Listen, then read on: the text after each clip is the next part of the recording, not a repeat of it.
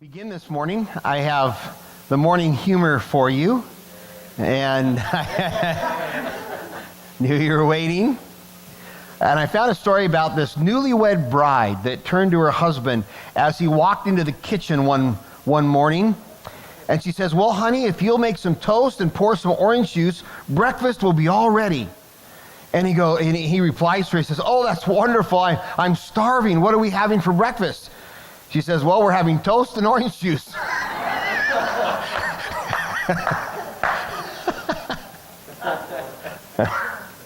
There you go.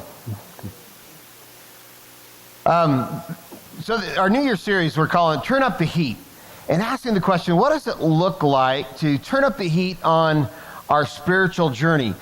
You may have some kind of New Year's resolution in the area of getting healthier, or getting more organized, being more active, traveling somewhere that you haven't been to yet, and whatever. There are all kinds of resolutions that people make at the beginning of the year. We're asking the question, what does it look like to take it up a notch in your spiritual journey? What does it look like to go to the next level, to give a little bit more, to kind of look at it and ask her, where are you right now? And is God calling you to more? And what could that be? And so as we get into that, as you might start thinking about that, just a little reminder from last week, when we started, we talked about how can you stand up. I said that there's 5 S's that we'll explore. Last week was stand up, and it's about that. How can you stand up in your faith? Be stronger in your faith. How can you walk with the Lord in a culture and a time when it's getting more and more difficult to do so? Today we're going to talk about how to step up, and then there's other ones we're talking about speaking up and some other things. But what does it look like if you could be, how could you be more committed, more yielded, more effective, more excited, more passionate, more dedicated to God as you step into 2018. And so today we're going to talk about stepping up. How can we step up? And we're going to go right to our text this morning in 1 Corinthians chapter 16. As we ask that question, what can God do with a man or a woman who says, "Here I am, God, use me"? That's all we need to do is say to God, "Here I am, Lord." And just see what he does, where he works, where he makes an impact in your life, but around you as well. As we're asking, what does it look like just to step up a little bit more in our lives and our response to God, taking responsibility for opportunities all around us to serve him. 1 Corinthians chapter 16, Paul is kind of closing out this letter to the church at Corinth. Some final instructions and then kind of a final farewell in this letter to them as he writes to them. And he closes that out with, starting with this, "Now concerning our brother Apollos, I strongly urged him to visit you with the other brothers, but it was not at all his will to come now. He will come when he has opportunity. Be watchful, stand firm in the faith, act like men, be strong. Let all that you do be done in love." We're going to talk really about that idea, that phrase, act like men. Now, we're not excluding the ladies. Okay, this is for you too. This is for everybody. But that phrase, I've heard that phrase at a few different men's retreats and men's conferences and so forth. But it's actually an expression that is not specific to men. It's not necessarily a masculine phrase. It's just an expression of their time, a figure of speech, if you will. And we have lots of those. I'll give you some examples. The things that we might have, we might hear. And hopefully these will be helpful, because sometimes we read these things in the Bible and we don't maybe know what they mean because we didn't live in that time. They're things that were probably really common to the reader of the day, but in a different culture, in a different time, it doesn't maybe make a lot of sense, or at least not the same. So for example, in our culture, in our day, someone might say, the first one's a pretty common one. You could have knocked me over with a feather. You've heard that probably. It means you're just, so surprised, right? I was so blown away. I was just so, there's another one, right? They're blown away. Yeah. You said, I was blown away. And some other person, another country, what? You exploded? What happened? Or here's one, there's an elephant in the room. Now that would mean something totally different to people maybe like in Africa or India than it does to us. They might literally have an elephant in their room. I don't know, maybe that's where it even came from, I don't know. Here's a more modern one, drop the mic.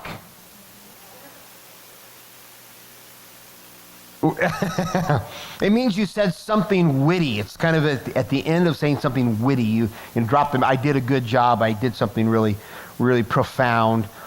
But again, in another culture, that would not make much sense at all. Here's a funny one. I like this. Is my last one. If you ran like your mouth, you would be in great shape.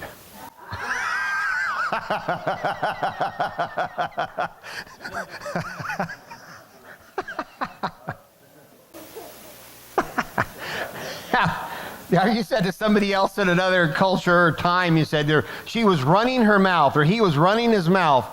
What was he, built upside down? I don't get it. That doesn't make any sense.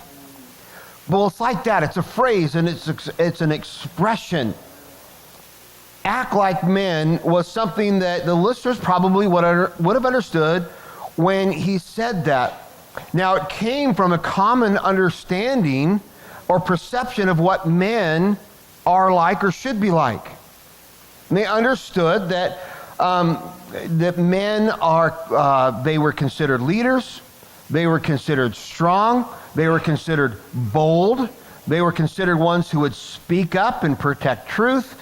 Men were gatekeepers of the culture, gatekeepers of their families, gatekeepers of the church.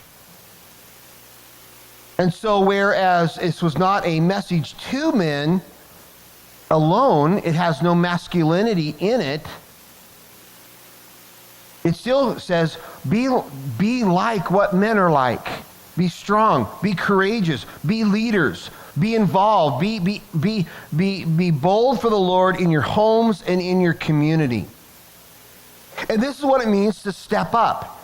It means to take responsibility, to take ownership of an opportunity. If you look back in verse 14, when Paul wrote to them to act like men, he defines it even for, he says, be watchful. Stand firm in the faith. Keep your eyes open. Look here and there. Watch what's going on and pay attention.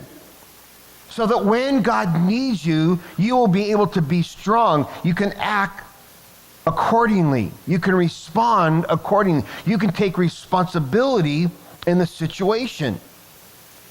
The Strong's Greek Concordance adds that this is he adds to the figurative note this phrase: to act like men means to be responsible and courageous by taking the initiatives that God reveals through faith.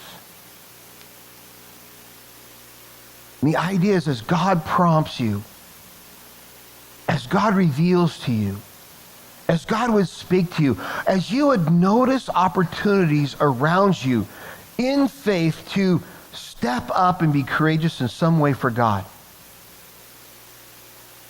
And be responsible. Take the chance. Take the opportunity. Be ready to move and take action wherever God shows you an opportunity.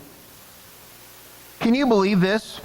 God wants to use you to accomplish his plans. Imagine that. We're in trouble now. Actually, you are plan A, and you've heard this before, there is no plan B. We are it. We're the ones. We're the ones that God is counting on to do his work in the world around us. He's not looking for the talented or the beautiful or the wealthy or the popular. God is only looking for the willing. If you indulge me here, I'm going to read between the lines a little bit in this text, and I just kind of playing with an idea, if you will.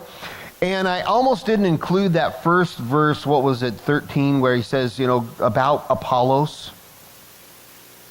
I was reading that and I thought, it seems like an odd way for Paul to refer to his other brother Apollos. And he says Apollos can't come and visit him, and he said, he'll come when he has opportunity to come. But I did think that it was just kind of odd the way he worded it. In verse 12, he says, I strongly urged him to visit, he says. Paul asked him to come. He said, Apollos, will you go visit the guys in Corinth? They really need you to go back and check them out.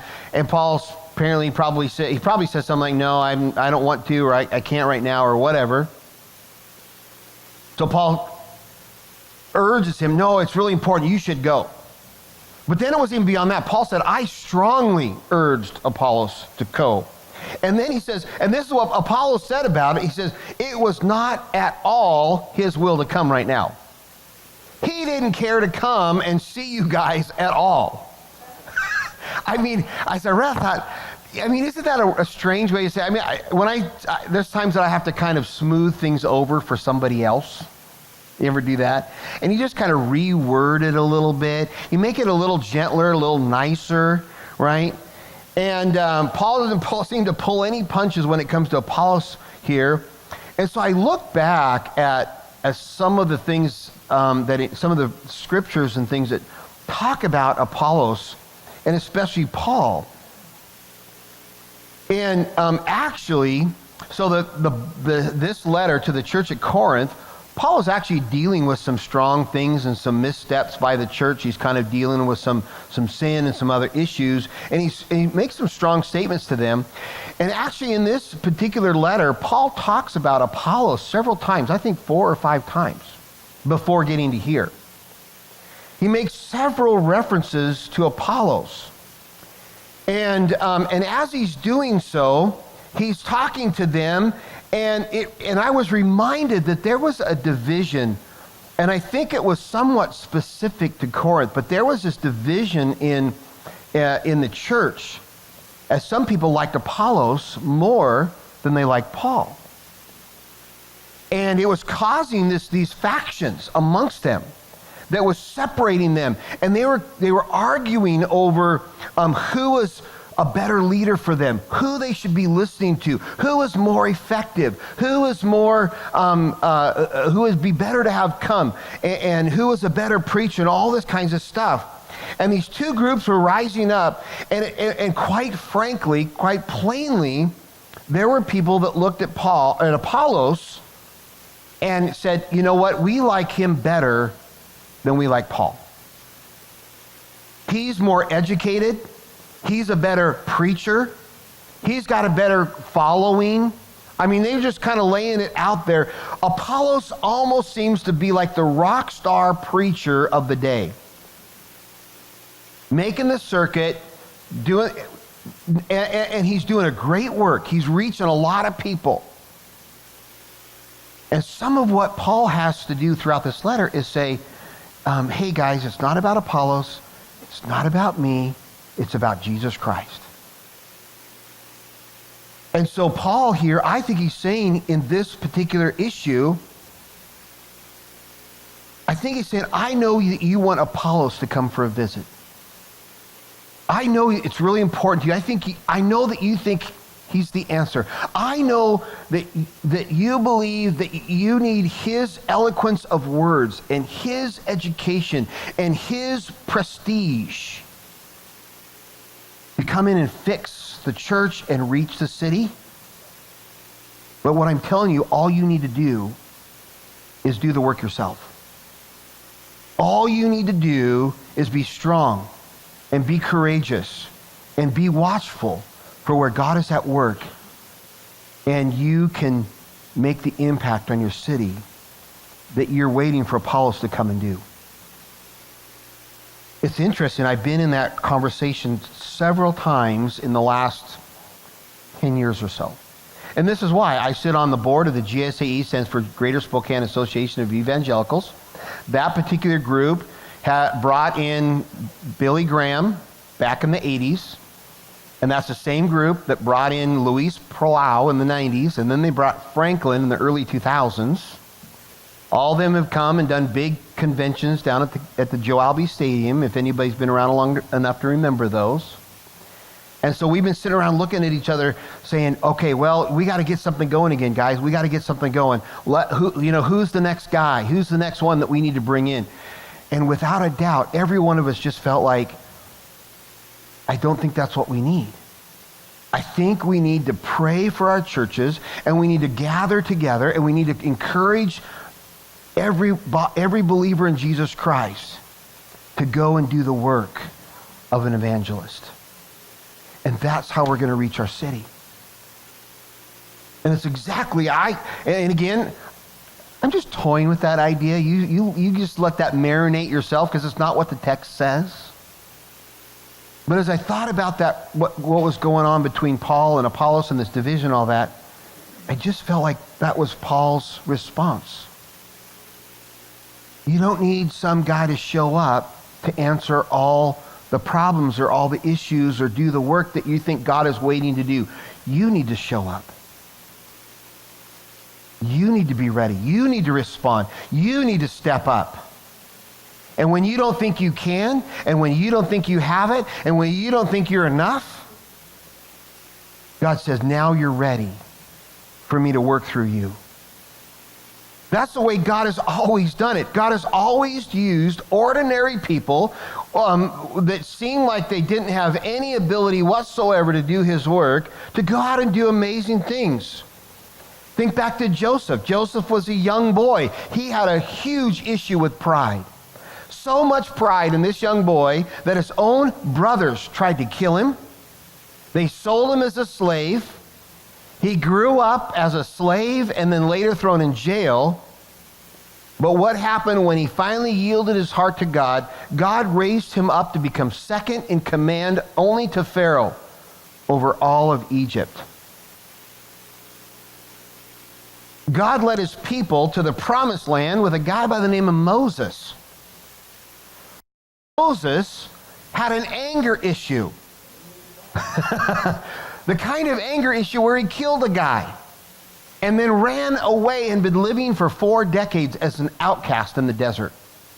And on top of that, when God calls him to say, I need you to go back to Egypt and lead my people out, his biggest argument, he didn't want to go, but then he argued, I can't do it because I have a speech problem. He's supposed to lead millions of people by talking to the Pharaoh and then telling people how to get out and go. And he's got a speech impediment.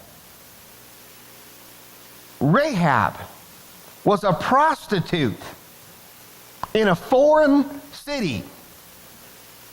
And she shows up in the Hall of Faith of Hebrews chapter 11 and is considered as a part of the cloud of witnesses alongside David and Joseph and all these other guys. A prostitute that wasn't even a part of the Israelite community. Jesse is told to bring his sons in because God's going to choose the next king of the land from his sons. So Jesse brings all of his sons to the sacrifice to meet with the prophet Samuel, except for one. David was so small and young and insignificant that his own father didn't think it was worth bringing him because there's no way that would be that he'd be the guy that was chosen.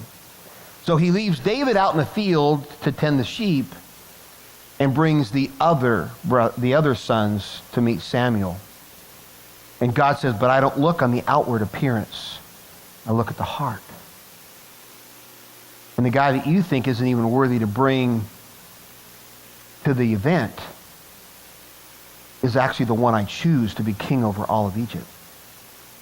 So it goes throughout God's story. He doesn't need gold medalists. He doesn't need wealthy businessmen. He doesn't need famous celebrities to be able to make a kind of mark and impact. He just needs men and women who will answer the call and step up when he needs them.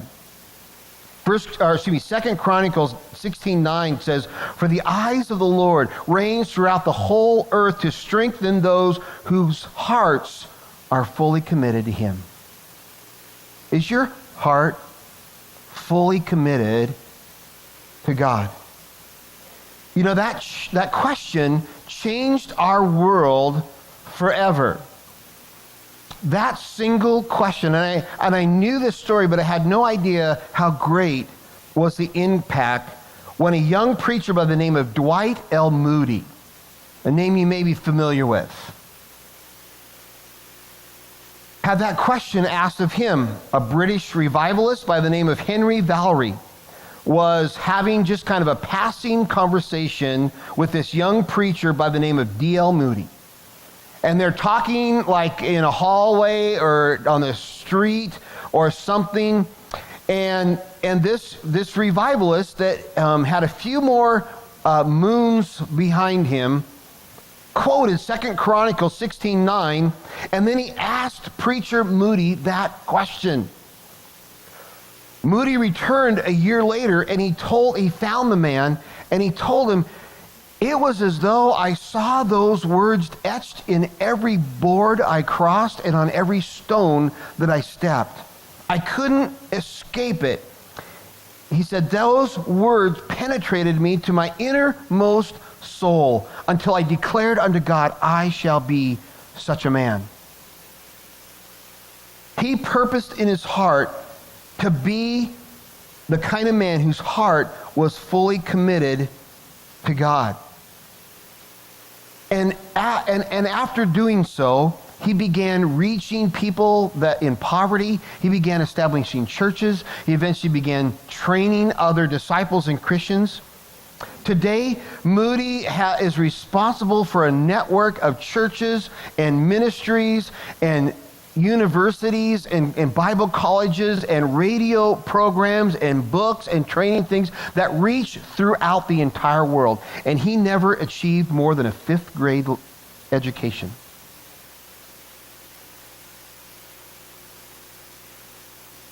He has touched millions upon millions of lives. But and even the most interesting thing is D.L. Moody was convinced of one thing. He says that all a person needs is to have a heart fully committed to God. And here's this quote. I think it's on the screen. "If this world is going to be reached, I am convinced it must be done by men and women of average talent." We have to hate apathy. We have to reject passivity. We have to refuse to be lazy. And we need to keep watch for every opportunity in every way that God would be calling us to serve him. So how can we be more responsible? Just 4 quick thoughts on that. And I encourage you, I didn't even unpack these very far because they're not a part of the text that we read earlier. And my desire was just to kind of throw these out. And is there one of these, I think I said 4, I think there's only 3. Is there one of these that God would challenge you? Say, yeah, that's an area where I could step up more. It's an area where I could step up more. Does one stand out to you? So here's the areas. Number 1, be action ready. It is so easy to sit around pointing fingers, criticizing others, blaming the world for all types of problems and issues, and it seems so hard to get up and take action to do something about it.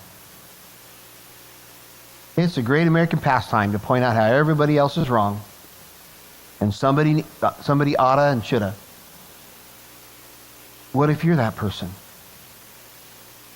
What if God's calling you? If you notice something that's wrong, then get up and do something about it.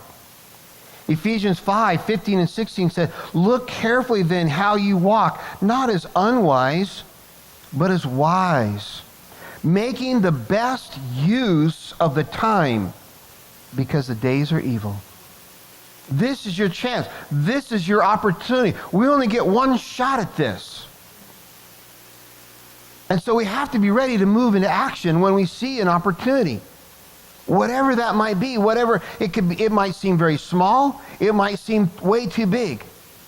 I don't have any better illustration, so I'll use it again. I just remember coming back, when we were there in Kenya last summer, and all these kids, and I just thought of the need, and that these kids are literally, their life depends upon the work that we're doing in raising the funds. And now we're trying to build this orphanage and finding sponsors and everything that we can try to do to try to help. I just got a letter this week that there's a boy, he's a part of the Heart for the Land family, but not necessarily our part, the CEO, but he has a cancer growing up in his nasal cavity.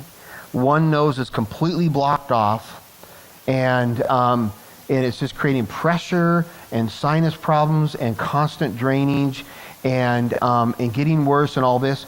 And they need like $4,000 to get him a surgery. And that's if he can get it done in a government hospital. If he can, it's going to be an extra couple $1,000s in a private hospital.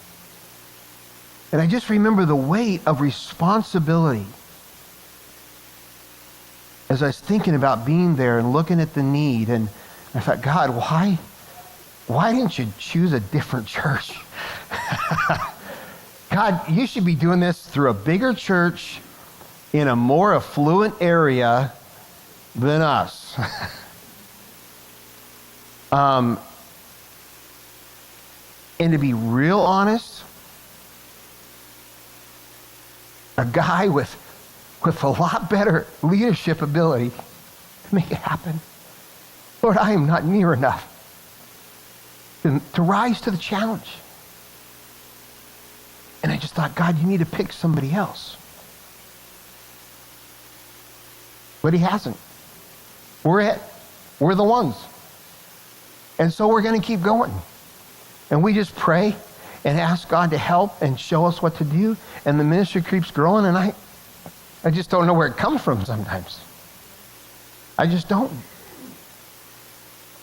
And so we're just trying to be faithful. We just saw a need and we got into action, and it's just incredible to let God do what he's doing.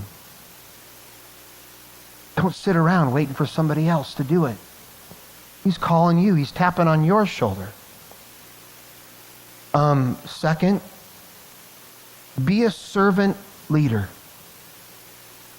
Years ago, I did a youth workers training convention, and we brought in this guest speaker, and we'd set up this, we had made arrangements at this hotel. It was right on the beach and down in Southern California, and got a bunch of youth workers and people together to do a weekend of training. And we brought in this youth pastor that at that time, he was the youth pastor of the largest Church of God youth group in the country. And we flew him in and asked him to do like 3 or 4 sessions training us and so forth. And what impressed me so much was that this guy was almost always the first ones to show up at our meeting room. He was always early. And he was stacking chairs, moving stuff around, talking to people, helping set up food, whatever needed to be done, he was right in the middle of it. We'd have these conferences. We always started them off with prayer and worship, and he insisted he wanted to be the guy sitting at the overhead. Back in the day, you had an overhead projector that shot out. See, we got all this fancy stuff now, but back then, all we had was an overhead projector, and you'd shoot it up on the wall, and you had to slide the little cellophane thing up and down on the glass to get it to be in the right spot, and he wanted to be the guy that ran the overhead projector. And then he was always one of the last ones out of there, cleaning up, packing up, talking to people if they had questions, whatever it was. I cannot remember a single thing he taught that weekend. Not a word. This was 30 years ago. I don't think I'll ever forget how he served our folks. Served. And he came in, he was brilliant and a great leader. If he had something more important to do, he'd do it. He'd do what he needed to do. But he made it clear he was just there to serve us. He wasn't there to be the guy with the answers. And he had every reason to show up that way. He just wanted to serve. But he did lead. And he showed us all something that weekend. And we're called to lead. If it's in your home, if it's in your church, if it's in your community, you are called to lead and take responsibility. Jesus said, I did not come here to be served, but to serve. And in the serving, he showed his disciples how to serve and how to live and how to seek God. Jesus was a leader that changed the world. And yet he did it through service. He wasn't afraid to hang the towel on his arm and serve wherever he needed to go, as a father would show him. Take action and responsibility. It's your home, your family, your wife, your husband, your children, your church, your friends, your workplace, your club that you're a part of. Wherever God has planted you, lead well through service. And third, be generous. Lavish the work of the kingdom with your time, your talents, and your finances. What God has entrusted to you, find ways to give it away and be generous with that. Another D.L. Moody quote says, a holy man will not be content with doing no harm. He will try to do good. He will strive to be useful in his day and his generation. Be careful how you're using your time. And make sure you have some carefully slotted out for God. Be careful how you're using your talents. And make sure that you're giving those talents to God. Whatever you're good at, whatever you can do, whatever you have to serve, use that. We got a lot of traction off of how old was that lady in the Christmas shoebox video that was sewing dresses? She was like 93 years old. Her pastor asked her to sew 160 some little dresses for kids. Diane says, don't you dare.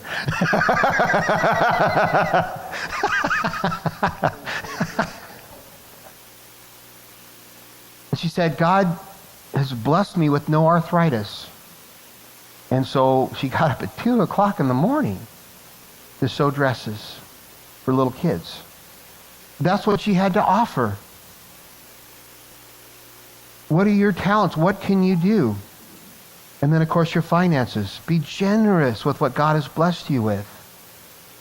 When you give away what you can, what you have, you don't have to. God asked Moses, what is in your hand? And he said, well, I have this staff. And God used that staff everywhere Moses went to do incredible things. God asks you only, what do you have in your hand, and how can you use it and be generous to make an impact? Okay, closing story. It's 1991. Gorbachev was the last leader and president of the Soviet Union. Communism was crumbling, and several decades, I think it was 70 decades, of political oppression and state-mandated atheism was over. And God was beginning to move on this nation, and there was response throughout their nation. People were hungry for the gospel, and they were desperate for Bibles and desperate for people to come and teach them about Jesus, and they were inviting anyone to come in. And so the very first large-scale event, they invited Billy Graham to come and do a crusade, to preach, and they hosted a citywide outreach in Moscow. As a part of this, Billy Graham he'd already partnered with Johnny and friend, Johnny Tata Erickson, and he'd partnered with her before, and so he wanted to partner with again and asked if she would come along and do some humanitarian aid in some of the local hospitals and help out. At this point, I think she's helping to raise money for wheelchairs for disabled people, a variety of different things. So he invites her to come along and do some work.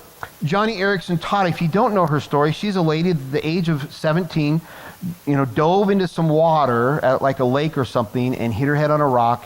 It damaged her spinal cord, and she was a quadriplegic for the rest of her life. And at this point, I'm not quite sure I remember that happened, I think, in the 60s. This is 1991, so she's 40 now or something like that. And so Billy Graham invites her to come with him. And, you know, she is an incredible story all by herself, just of using what God has given you. I mean, she's a quadriplegic, and she has written books and has a radio program and helps disabled people in so many different ways. She's reaching millions in her own right. Now she's sitting on a stage with Billy Graham at a convention in Moscow, and they had such a large crowd show up. They finally had to shut down the event and not allow anybody else in. And they turned on these giant screens outside the arena, which we would understand that, so that thousands upon thousands more could watch outside. Johnny was assigned a young boy to be with her, go with her everywhere she went as her personal interpreter. His name was Oleg. Oleg was her interpreter was amazingly fluent in English, but he was blind.